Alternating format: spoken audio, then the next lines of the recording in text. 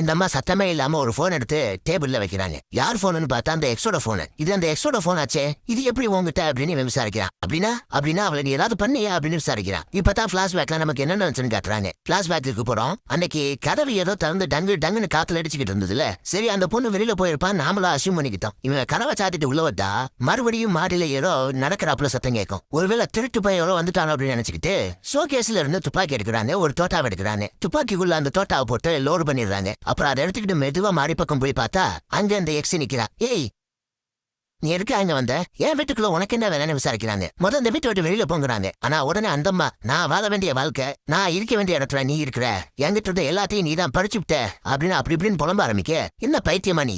என்ன உளறிக்கிட்டு இருக்கிறன்னு இவதான் கேட்டுருக்கா. அவ பைத்தியம் எல்லாம் கிடையாது, நெஜத்தை தான் சொல்றேன். நான் வாழ வேண்டிய இடத்துல நீ வாழ்ந்துகிட்டு இருக்கிறேன்னு இவ சொல்லியிருப்பா. இனி உன்னை நிம்மதியா வாழ விட மாட்டேன். எனக்கு கிடைக்காத அந்த சந்தோஷம் நிம்மதி யாருக்கும் கிடைக்க கூடாது அப்படி இப்படின்னு ஒரு சைக்கோத்தனமா பேசிக்கிட்டு பக்கத்துல வர இந்த அம்மா பதறி போய் லிவர் அமைச்சிடுறாங்க. அவ்வளவுதான், தோட்டா வெடிக்குது. புல்லட் உள்ள இறங்குது. சம்பவ இடத்துல வச்சுட்டு போறா.